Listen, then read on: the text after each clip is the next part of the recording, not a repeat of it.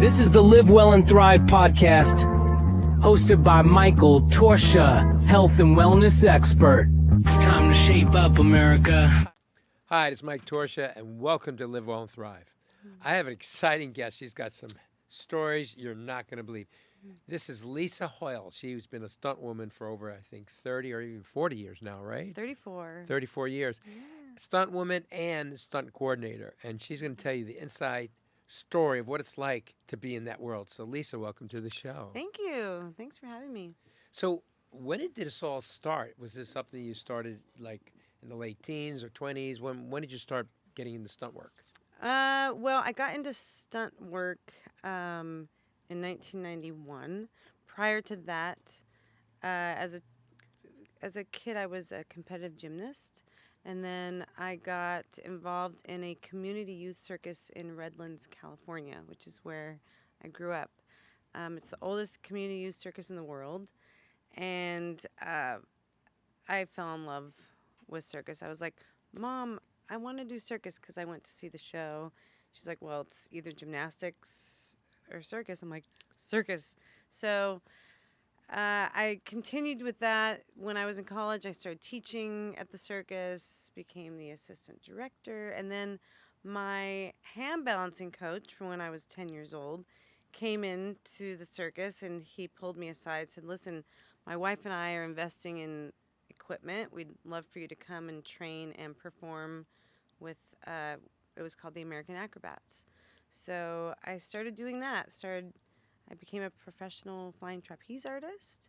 And at the time, I was switching my major around in college, and it was a husband and wife that owned this troupe. She was a retired stunt woman. And now we had many aerial acts along with flying trapeze. One of them was an acrobatic high dive act, but we landed in an airbag. And she told me when she did stunts, she said, you know, there are a lot of stunt women that can do 25-foot high falls. She said 50 feet, not many. She's like 75 feet, it's pretty much unheard of. And I was like, I do that every day. I can do that. So that's how. Wow. So you specialize. That was my aha moment. So you specialize in high falls. Correct. Was that something you did quite frequently in your career? The beginning, yes, but high falls are few and far between now because, first of all, they're very risky. People have died in the stunt business doing high falls, and there is equipment now where you can be hooked up to a cable, and cables can then be painted out in post, and you get the same exact thing as a high fall. I prefer the high falls. Now, you know, it brings back memories. Years ago, I did some stunt work. I actually trained with Gary Davis, a well-known stunt coordinator. And I told him that I wanted to try it. It looked like fun. I worked for him. Oh, did you really? On Austin Powers, too. Did you ever go to his house when he has those crazy parties where we're jumping off the roof into the pool? I heard about these parties. No, we would take like 30 mountain bikes, and we'd go like dirt biking. Yeah. In the mountains. I mean, really radical driving. Yeah. It was so much fun. But he was always pushing us, you know, to the higher limits. And I remember one time I told him, I said, hey, I got an audition for a commercial where I play this executive who's distracted on his phone. And I go to the balcony, but I don't realize I'm on the balcony because the door was open. And I fall over, and it's from 3 stories high. Yeah. He said, well, Mike, you've only done 1-story falls. You've never done 3 stories. He goes, Mike, it's a split second. If you step incorrectly or too slow, too fast, you can end up breaking your neck. Yeah, it's all about the takeoff. You know, it was, to me at the time, it was like $15K. And I was like, oh, my God, it was a lot of money. At the time, I had no money, right?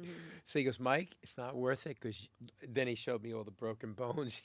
Oh, my God, he had like 40 different bones broken over the years, all the scars and the pins in him. I go, okay, and I was a bodybuilder, so I was concerned I don't want to mess up my body, right?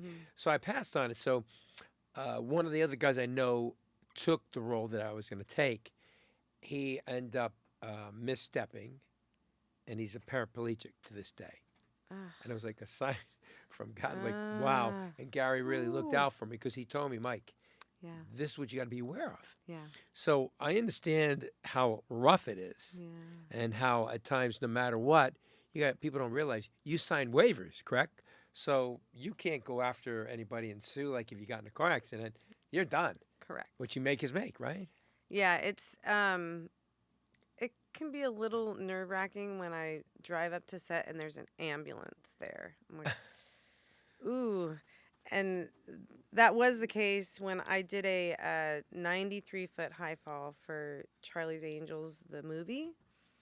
And it was, we have the safety meeting with the director, and then I get in the service elevator to go up to the 10th floor to do my high fall. And as the door's about to close, the medic runs in and says, "What's your blood type?" I was like, "Really? You're asking me this Oh my right God. now?" And like, luckily I know my blood type, but who knows their blood type? Yeah, it's true. Wow. Yeah. So, like I know from previous experiences working with stunt people and stunt coordinators that, it is a very challenging type of career.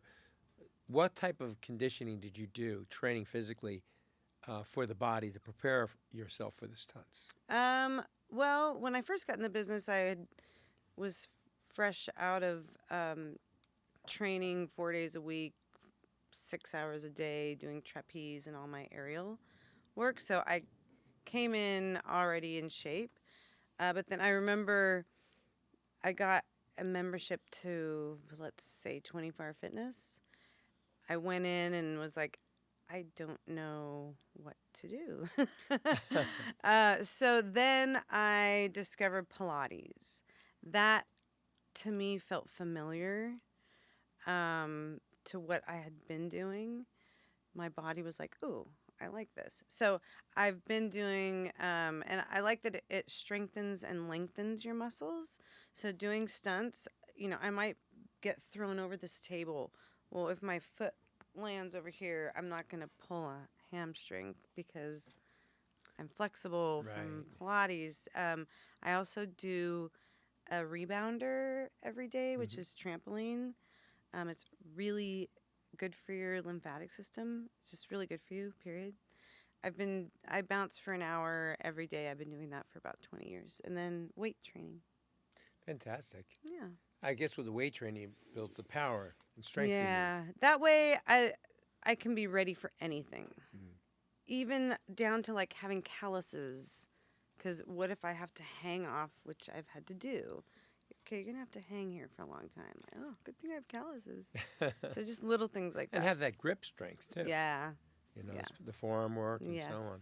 That's Yes. fantastic. I know when I was traveling with Matt Damon for The Bourne Identity, he had to do some climbing of a wall in this building, and he had to strengthen his grip.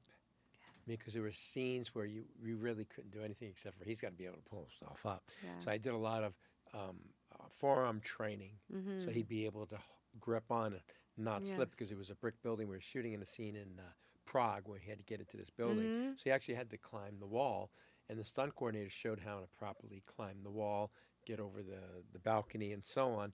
And he significantly improved his condition within like 3 weeks. Wow. I had him really doing slow twitch and fast twitch muscle fiber and getting the power, and also the flexibility. Also for the fight scenes he had. Yeah. He had to really work on the conditioning because he wasn't really fight trained. So that was the problem. Was when I first worked with him, he was never an action star. He was just like this really good actor. He was kind of soft, but he didn't have a really incredibly physical build. So the Universal producers said, Mike, we need you to make him look like an action star. And that's what I did. I transformed him into an action star, but I wanted him to look and feel like Jason Bourne. Yeah. Some people, they look great. We say they're all show and no go. Yeah. I said, Matt, you need to go. Yeah. And in fact, after the movie was shot in all the different trades, he said, Mike Torchia transformed me into Jason Bourne. I felt like I could walk through walls. So the weight training not only gave him the physicality, but the mental confidence to walk in. Even the way his demeanor was, They were like, Mike, he's an action star. He even acts like it when he's not shooting a scene. And that's what I love about training is it helps you evolve into that character you're going to be. Yes. You know, and being a stunt person is like a warrior, correct? Yeah. Now you've doubled for some amazing female actors. Who have you doubled for? Oh my goodness. Let's see. I doubled for Keira Knightley, Pirates of the Caribbean. Christina Applegate. I've been doubling her for 25, 30 years now that she has MS. She's still a dear friend. And she's handling it as graceful as possible. Let's see. Goldie Hawn, Carol Burnett. Wow, Carol Burnett. Jane Fonda. Well, she was always doing stunts, right? In her act. Yeah. I recently doubled her a show called Palm Royale. I think that's it. And Angelina Jolie, correct? Angelina Jolie. She's the first. So that's the first film I worked on was Cyborg 2. And I was doubling Angelina Jolie. She was 17. No one knew who she was. Wow. Yeah. That's fantastic. Mm-hmm. Now, you did have a very serious accident. I correct? did. Yes. And if you could please share with the audience what happened. So this was almost 14 years ago. I was working on a TV show called Justified. Oh, yeah. And I was doubling the lead actress. A good friend of mine, he was doubling the lead actor. And he's driving a car, I'm passenger. And now let me say, I don't remember anything, but this is what he tells me. So we were shooting a scene where we're standing, our car is still, it's static. The trunk is open. He's holding two guns and he's pointing it at a car that is going to T-bone us and is driving in reverse. And I'm like ducked and covered right next to him. Now what we were shooting is the car was stopping short. Now it's 2:30 in the morning, splinter unit, producer's directing, first AD, it's her first time being a first AD, like dominoes are kind of lining up. We went to craft service, which is where they have all the snacks, to get some soup because they just brought some hot soup and it was very cold out.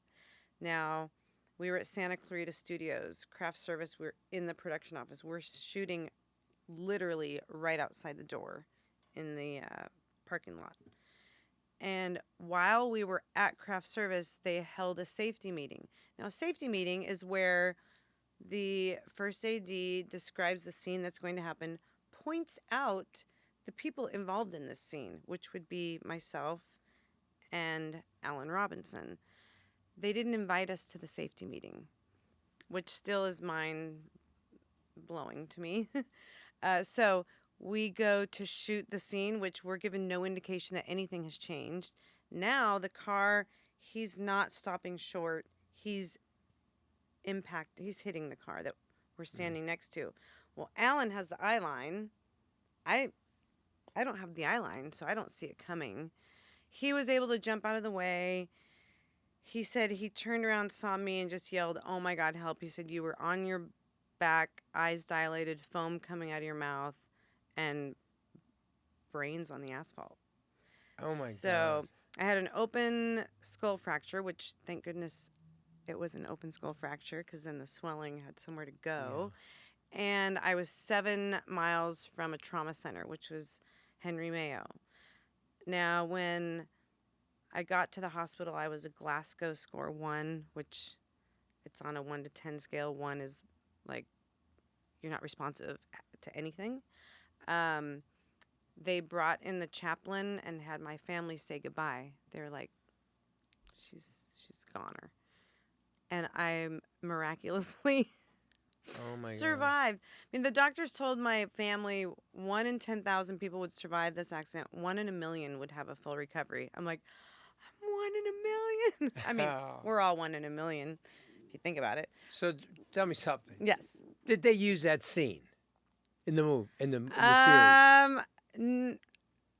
I don't think so. I think they brought someone else in.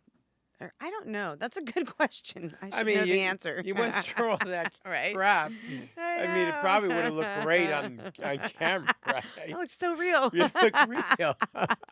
But that wasn't supposed to happen. Oh, okay, to that extent. So Got it. I don't Got think it. they used it. Right. Wow. So, And because I'm incorporated, I couldn't have a civil lawsuit. So I got royally. well, did But they, hey, I'm alive. they cover your insurance? Yeah, they paid for Bills? medical. Yeah, okay. Yeah. Oh, that's good. Now, Yeah. do you have any, I guess, issues from that The accident? only issues that I have, I cannot smell or taste because my olfactory nerve was sheared. Oh, my God. Yeah. For an Italian, we we love to eat. We love that smell of garlic in the kitchen. Even that cup of coffee when I get up in the morning, make that beautiful Colombian coffee. It's heavenly. But I guess Yeah. your other senses have strengthened, right? You know, That's a farce. right?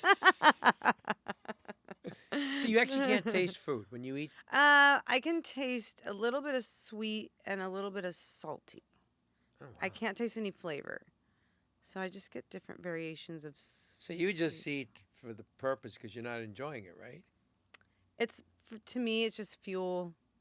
Wow. Once I'm satiated, I'm like, okay, I'm done. For a long time, for the first few years, I was chasing the taste, trying to. And then I came up with an idea. I want to write a cookbook called Chasing the Taste. And I want it to be a flip book, so you flip through it and you see me like in the upper corner, like I'm chasing something. Wow, I'm so sorry you had to go through that. Oh, that's okay. So, so right now, are you currently still doing stunts? Yes, I am. Wow. Sure am. And stunt coordinating, correct? Yes, stunt coordinating. I recently coordinated a film called Midnight. It's starring Rosario, Dawson, Mila, Jovovich, and Alexandra Shipp. Great cast.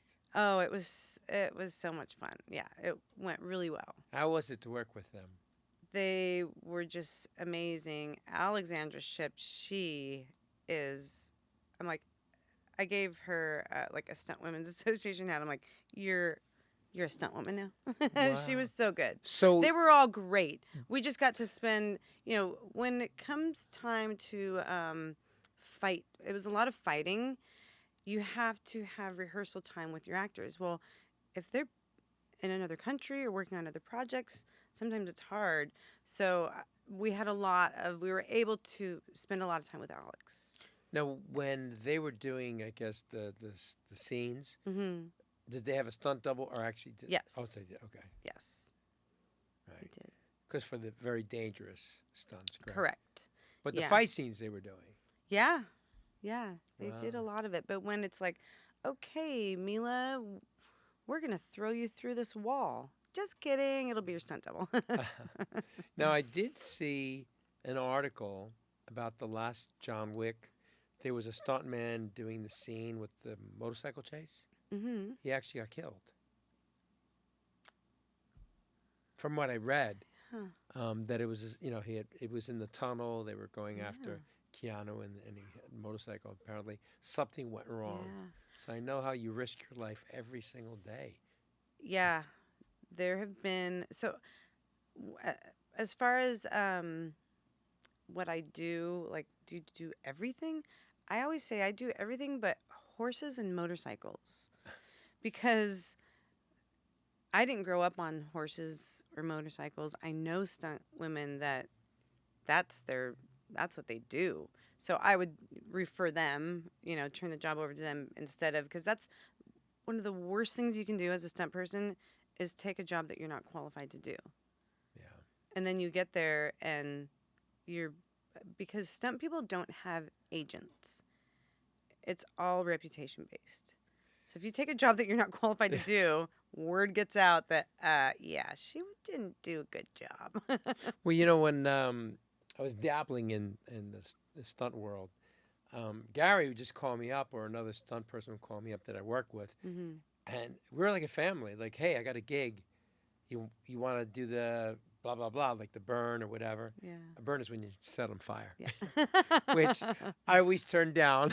Mm, I just didn't want to take a chance because there were always, again, that if factor, right. incorrect. Yeah. You can get violently burnt, and then there goes your career and your life, really, Yeah. after getting burnt like that. But I really did it was like a brotherhood, sisterhood.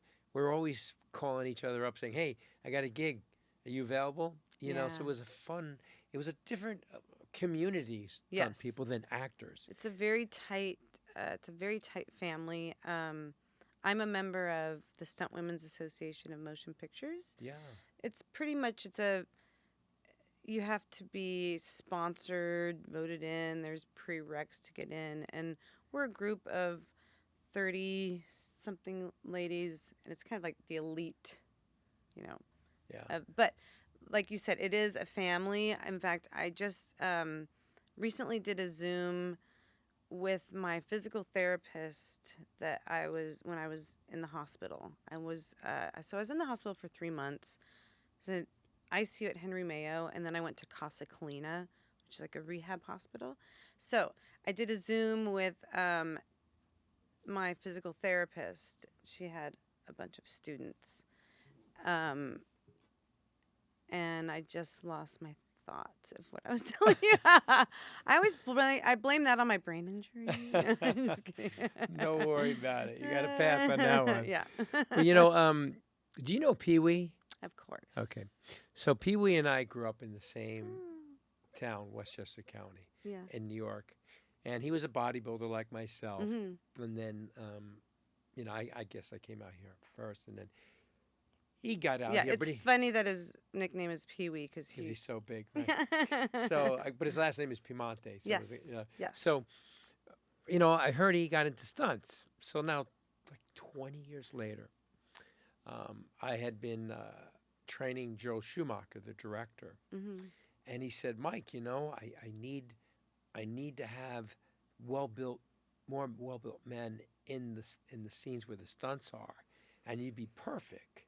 So I said, "Okay." So I go to the set, and it was Nicole Kidman, and I'm forgetting who played Batman. He's the one that can't talk anymore, has throat cancer. Val Kilmer. Oh yeah, yeah. So so Joel goes, "Mike, we need to get fitted, and we're going to give you this tuxedo because you're going to be in the ballroom scene. And what's going to happen is there's going to be where there's explosion. I think the Joker set off a bomb. You're going to be about 3/4 of the way up on the steps, and when the explosion goes off, or so-called explosion because they added in later, we're going to have this woman on a trampoline fly in the air. You're going to catch her. You're going to tuck and roll down the stairs." Oh, piece of cake, because I did the training with Gary, so I kind of knew what was going on. But when I got to the set and went to wardrobe, and they gave me the padding, then I went to put on the suit, and the woman said, "Well, you're not going to fit in. We don't have time to alter it." And I said, "Well, fucking take the padding out." But you're doing stunts. I said, I'll be okay. It's the first day. Oh, no. What can happen? Oh no. Right? So I have it on, and then Joel sees me. He goes, "Wow, you look great," And I was very muscular. I was like about 225, really, really, really muscular. So I filled it out. So he thought I had the padding on. That's my muscles, right? So the scene, they start rolling the cameras, and right away they give me the signal. The woman on the trampoline goes flying in the air. I catch her, but then as she comes down, she digs her high heel into my shin. It shreds my pants with deep cut. You know when you get kicked in the shin? Just think about it. 5-inch heel, like dig in there. So I'm like this, and the grimace on my face. And then I tuck and roll down, and I'm holding her, but protecting her from getting hurt. So it would actually look really great. And then Joe says, "Cut." He said, "Mike Torchia, first day, you nailed it." He goes, "What? Where's all this blood?" Oh no. And I go, "Oh, well, Joe, the pads were too big and it couldn't fit in the tuxedo." He goes, "That's not your pads, it's your body. I go, yeah, because he hadn't seen what I look like, in detail. And he goes, go to medic, and then come to my trailer. You and I are going to have a talk. And of course, he's a real stickler. And he lectured me. You could have broken your neck. You could have done this. You could have shattered your elbow, whatever.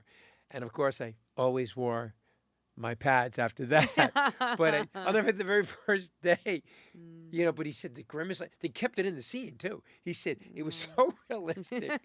We kept it in the scene, Well, that's one of the challenges being a stunt woman is a lot of times our wardrobe, we're scantily clad, right? Guys are wearing suits.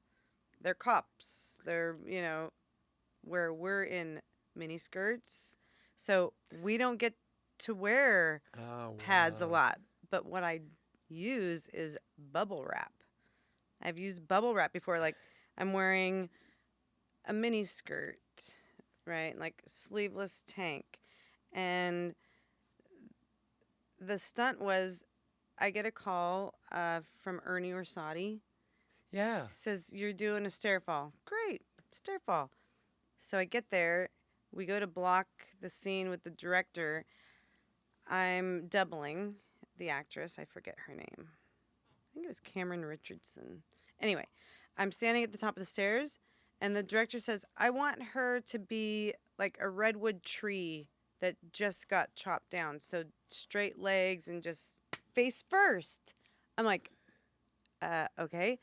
And then he wants my ankle cabled down so I don't slide. I just stick. I was like, can I at least raise my arms up as I fall so that I'm at least covering more surface area at the impact?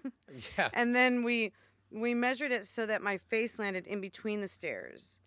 Then, so I wasn't able to wear pads, but Ernie said, get some bubble wrap and put it around your torso. Brilliant. So I think that kept me from breaking ribs. Oh. Then in the scene, it's a comedy. She does this and she stands up, and the other person at the top of the stairs, she goes, sometimes in life you got to just get back on the horse and go again. Then she falls again, so I had to do it twice. Wow. Yeah. That's wild. Yeah. But ever since then, I always keep bubble wrap with me. Well, so thank you, Ernie. When I was a kid, I was just a teenager, I think it was like 14, I had, my mini bike, and I lived on a farm, and I was obsessed with wanting to be like Evel Knievel, doing those stunts and, jumping over cars and valleys or whatever he would do. And I remember my mother would like sit in the porch watching me in the field, because first I started by building this dirt ramp.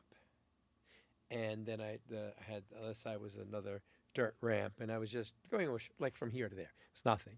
And my mother was like, okay with it, right? Then I built a ramp, a wood ramp, and it was a lot longer. Then my uncle had a Volkswagen, one of those Carmen Gias. Mm-hmm. So I parked the Carmen Gia, and they built the ramp on the other side. And my mother comes running in the field. She goes, what are you doing? I said, well, I want to be like Evel Knievel. I figure I got to start with one car. She goes, you're going to break your neck. Why don't you just run around the field like you usually do? She says, no, Ma, I got to do it. So sure enough, she's like trembling. And I go over and I make it over the car, and I land down, and I'm like, the high. Like when you do a stunt and you nailed it, the high you get, Yeah. You're like a junkie, right? Yes. So then The I adrenaline. got all excited. So then my uncle had another old Rambler. So then I put the Carmen Kia, and then I put the Rambler station wagon. But the problem was the Rambler had like the luggage rack on top was a little raised. And for the Carmen Gia, it was lower, right? Mm-hmm. So, of course, I'm like, Ma, watch. So, of course, I'm wearing sneakers. I'm not wearing gear, And I jump over, and my rear tire kind of hits the top of the Rambler, and I had a really bad fall. So when I came down, I pulled my foot off the peg, and the peg sliced my ankle deep, cut the tendons and More everything, blood. and I'm on the ground going, shit. Of course, my mother came. My father came running out of the house, scooped me up, took me to the hospital, and fixed it. What's wrong with you? No more do this jump, or you crazy or whatever. But what I remember was when I did that beautiful jump. That was the most incredible sensation I felt when I landed so beautifully. So it's you become this like junkie for it, right? No, I know what you're talking about. It's almost when I'm on set and quiet on the set. As soon as they say rolling, I'm like Pavlov. Like I don't start drooling, but like as soon as they say rolling, insulin, like I can feel it. Like the insulin just. So I understand why you do it, and like also when I was talking about Pee Wee, that's when I ran into him. Like 20 years later, he was doing stunts with me on Batman Forever, and he has that same kind of feeling because we talked about it. He goes, "Oh, Mike, that's the greatest high ever." Then there's no drug that can give you this high, and also I liked when I would do a stunt, the crew was clapping. Right? You know? Thank God he's alive. Right? Yes. So I understand your world, but I chose as I started proceeding into the bodybuilding and the fitness modeling, I decided I can't take a chance. Yeah. Because I was making a living. I mean, even though the money was great, I was like, those residual checks. I still get residual checks from Batman Forever. I mean, it's like 14 cents. Yeah. But isn't it crazy? I the still residual? get residuals from How the Grinch Stole Christmas. No, it is crazy. Fear and Loathing in Las Vegas. So how many movies have you been in? Oh, goodness. I could go on IMDb and is it check. like hundreds? Yeah, over 100. I would say Wow. 200. In fact, I need to go and update that. So what you see is not the real number if you went on IMDb. But yeah, I'd say a couple hundred. So what's next? Is there anything coming up? I know that I'm up for a couple of things that I've submitted for. Let's see if they come to fruition. And That's great. I love coordinating, but there's nothing like performing. I want to do it till I can't move. You always need like an old lady with a shopping cart that gets out of the way of a car. I don't know. One of those AARP commercials. Correct. Right? Yes. Or what's like that insurance commercial where the guy's always like crashing into people and he's got the bandages and stuff? Yeah, I know the one you're talking about. I think it's an insurance. Yeah, the insurance company. Yeah. And I love those ads. Yeah. It's So so no, fun. I don't have anything locked in, but one of my last jobs was just one of my favorites. I wasn't doubling an actress. I was cast. So I get a text from the stunt coordinator. He's a friend of mine. He sent me a selfie. That's how it works. So I take a selfie, and he's like, "No, we don't want to like you. Send another selfie." So I send another one. I get the job, and I'm cast as the evil nurse. And this was a very hush-hush project. And I get there, and the scene is I'm committing elderly abuse on a guy in a wheelchair. He's a stunt guy. And I throw him out of the chair, and as soon as he hits the ground, Snoop Dogg and Dr. Dre bust in, and Snoop Dogg just lights me up and kills me. So I was like, yes. That must have been fun, right? Yes. Well, here's what's great about it. When Snoop came onto set, he didn't say hi. He didn't introduce himself. He just came up and hugged me. I was like, oh. Very nice. I think because he was about to shoot and kill me, I got like that I'm a lover, not a fighter vibe. It was really sweet. So if you were to give advice to someone that has an interest into getting into stunts, what's the best advice you can give them to how to get started, so to say? Ooh, how to get started? Well, the first thing you have to do is get your Screen Actors Guild card. That's the first thing to do. A good way to get connected is to do live stunt shows. So like at Universal Studios or Disneyland has Fantasmic, Knott's Berry Farm. just stay active. Don't be afraid to be great, and hustle, hustle, hustle. And conditioning, correct? Yes. I mean, be flexible. Yes. Have really good endurance. Absolutely. Yeah. You know? And then what about... Endurance and stamina, because so you might be on every job is different. You might be doing something that's challenging. Well, guess what? We're going to do 20 takes. So you have to have stamina. Yeah, that's true. Now, what about any schools? Are there any official stunt schools that people can go to or that are legit? Goodness. I know there's Rick Siemens stunt driving school that has a lot of credibility. I don't know of any stunt schools that are currently up and running right now. There have been some. So yeah, I think the best thing is just experience. Yeah. And like I said, the stunt driving school, I've done it before. It's top notch. It's really good. Yeah, that's great. Yeah, because I want to make sure people are properly prepared. Mm-hmm. You know, because it's so dangerous that even if they think Exactly. they can do it, Yes. you can miss your mark. Yes. Split second and you're screwed, you know. Right. And then, like, also, let's say you're a gymnast. Start learning how to fall. I know that was because I was a gymnast. That was a challenge that I had where, like, you have to be in control but make it look out of control at the same time. So I always knew, like, oh, if I'm in the air, point my toes and make it look pretty. Now it's like, oh, no. That goes out the window. Well, I remember, you know, when I was first getting into stunt work, I studied martial arts, and my sensei said falling is something you have to be very careful of because you can easily break bones, get very badly hurt. Mm-hmm. So you need to learn how to properly fall, tuck and roll. So that came automatically to me from my martial art training. So I always told people that came to me and said, well, I definitely think you should do, you know, cardio for the stamina and endurance, weight training for the strength, either yoga or Pilates for, you know, the range of motion, flexibility, and core. Mm-hmm. But take martial arts because you're going to learn how to block and Yes. so on. And if you're getting the stunts, you might be doing a fight scene. Yes. Most of all, the sensei was like, just falling over, you can get badly hurt. Mm-hmm. And you need to learn how to fall, Michael, and Yeah. you show me what to do. Well, people commonly do when they fall, Right. the mistakes they made. So I found martial art was very helpful, my training, to help me succeed from not getting badly hurt and doing stunts. You know? That's a great foundation. And then just air awareness. Yeah, it's crazy. And I remembered what I forgot earlier.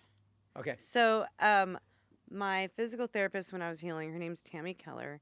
When I did this Zoom, she said that she was blown away when I was in the hospital how many stunt people came to see me. She said it reminded me of when an officer is in the hospital or a fireman, how everyone just rallies. She's like, that's beautiful. what the stunt community. Yeah, was I always like for felt me. it's a family, It sure is. you know, and Yeah. we're Especially blessed. when, I mean, sometimes you are trusting this person with your life, like a stunt rigger. Yeah. Yeah. And it's not just you have to worry about who did the rig Correct. and the timing of that driver, like what happened with you. Yes. Wow. Yeah. Well, your story's amazing, and are you going to write a book sometime? It's not a bad idea. You know, I mean, really, Yeah. you have so many great stories. I'm sure you have Yeah. plenty more to share. Oh, yes.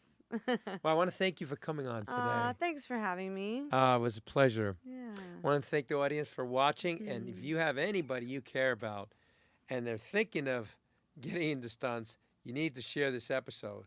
This could Yes. hopefully save their life. For sure. And remember, please subscribe. We need your support. And thanks for watching.